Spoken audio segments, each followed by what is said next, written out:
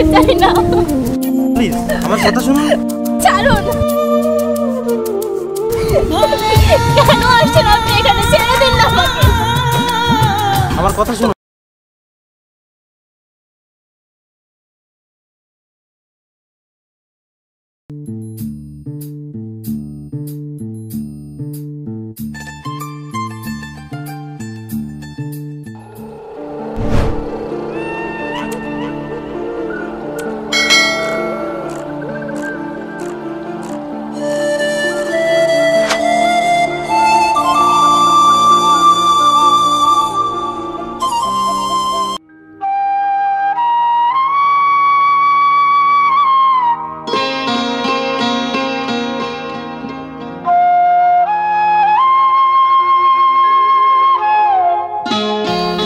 আচ্ছা মিতু, তুমি কি এনাকে চেনো? হ্যাঁ চিনি। কে ইনি?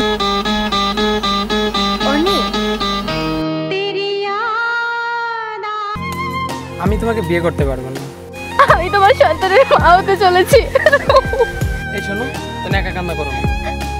কিছু টাকা দিচ্ছি, একটা ডাক্তার দেখিয়ে সমস্যাটা সমাধান করে এসো। একটা অসহায় মেয়ে এক ফোঁটা চোখের পানির দাম তোমাকে 100 ফোঁটা পানির বিনিময়ে দিতে হবে।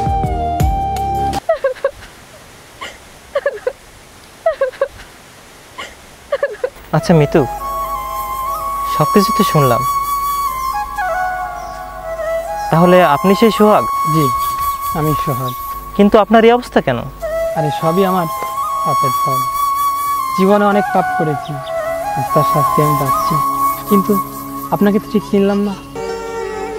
কে কে? ইনি সে যে আমার প্রাণ বাঁচিয়েছে।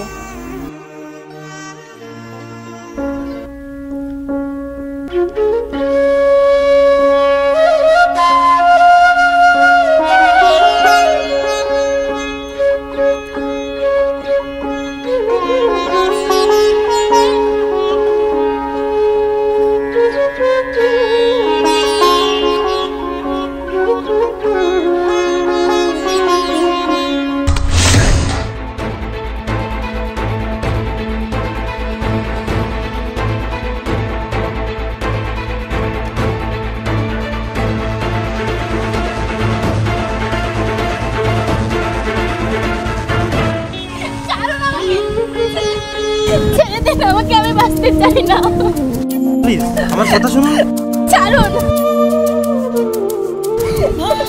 কেন আসছেন আপনি এখানে? ছেড়ে দিন না আমাকে। আমার কথা শুনুন। কি কথা শুনবো আমি আপনার? ছেড়ে দিন না আমাকে। আমার বাঁচার কোনো ইচ্ছা নেই, আপনি আমাকে ছেড়ে দিন।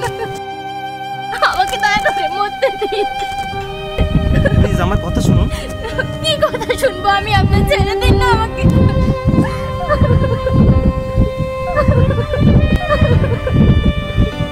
আমি জানি না আপনার কি হয়েছে, নিশ্চয়ই মনে অনেক বড় ব্যথা পেয়েছেন।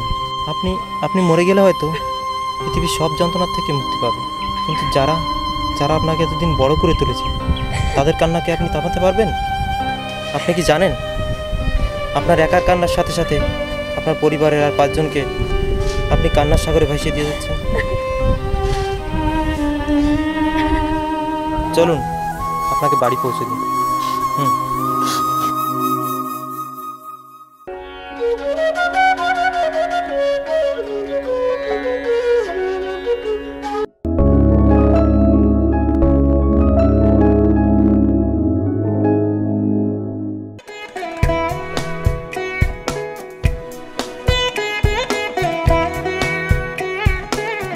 আমি তোমাকে বিয়ে করতে পারবো না। তোমার বাবা একজন রিক্সাওয়ালা, আর আমি এলাকায় চেয়ারম্যানের ছেলে। আমার স্ট্যাটাস আর তোমার স্ট্যাটাস সম্পূর্ণ আলাদা। আর আমাদের এই এলাকায় কত সম্মান আছে তুমি জানো? এটা নিয়ে আমি যদি চলি তাহলে আমাদের সম্মানটা সম্পূর্ণ মাটিতে মিশে যাবে। তাহলে এতদিন নাটক করলে কেন? একটা অসহায় মেয়েকে ভালোবাসার ছলনায় জড়িয়ে একসাথে মেলামেশা করার সময় তোমার স্ট্যাটাস কোথায় ছিল? আমি এখন সবার সামনে এই মুখ কিভাবে দেখাবো? আমি তোমার সন্তানের মা হতে চলেছি।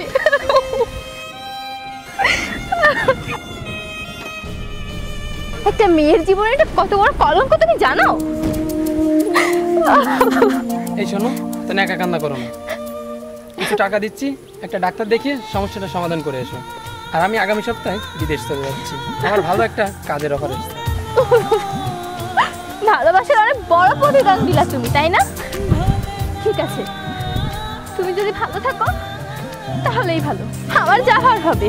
তবে এটা মনে রেখো, একটা অসহায় মেয়ের এক ফোঁটা চোখের পানির দাম তোমাকে 100 ফোঁটা পানির বিনিময়ে দিতে হবে। মন ভোলে না সাথী, ভালোবাসা মন ভোলে না।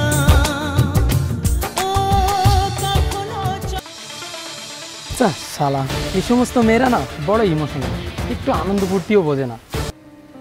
আপনার সব কথাই তো শুনলাম, কিন্তু এতে তো আপনার কোনো হাত নেই। তাছাড়া আপনি তো কোনো অপরাধ করেননি, তাহলে কেন এমন সিদ্ধান্ত নিতে যাচ্ছিলে? শাস্তি তো তাদের পাওয়া উচিত যারা ভালোবাসার নামে এমন নোংরা কাজ করে। ও আচ্ছা, আমার কথা তো আপনাকে বলাই হয়নি। আমি এই গ্রামেরই ছেলে। ছোটোবেলায় আমার বাবা মা একটা দুর্ঘটনায় মারা যায়। তখন আমার বয়স বেশি হলে 5 বছর। তখন আমার মামা আমাকে নিয়ে ঢাকায় চলে যায়।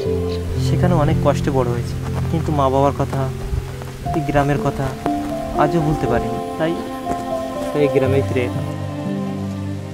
ভাবছি গ্রামেই থাকবো। বাবার কিছু জমি জমা আছে, সেগুলো চাষবাস করবো। আবার নতুন করে জীবনটাকে শুরু করবো। কিছু মনে না করলে একটা কথা বলবো? হ্যাঁ বলেন। আমি কি আপনার জীবনে চলার পথে সাথী হতে পারি না? কি বলছেন আপনি এসব? এত কিছু শোনার পরও আপনি কথা বলছেন? বলছি। কিন্তু আমি তো আপনাকে ঠকাতে পারি না। আমার মতো একজন কলঙ্কিনীকে যে আপনি বাঁচিয়েছেন, এতে আপনার কাছে আমি অনেকটা ঋণী হয়ে গেছি।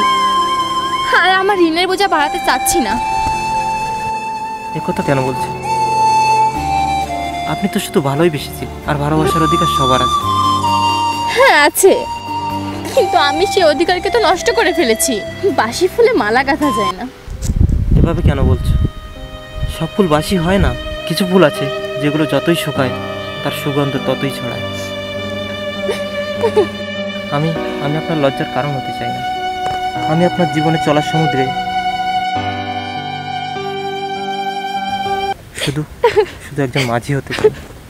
তুমি হাতটা শুধু ধরো, আমি হব না কারো। তুমি হাতটা শুধু ধরো, আমি হব না কারো। তোমার স্বপ্নগুলো আমার চোখে হচ্ছে ঝড়ো সরো। তোমার ইচ্ছেগুলো। মিতু, আচ্ছা তাহলে চলো আমরা যাই এখন। হ্যাঁ চলো। এসো।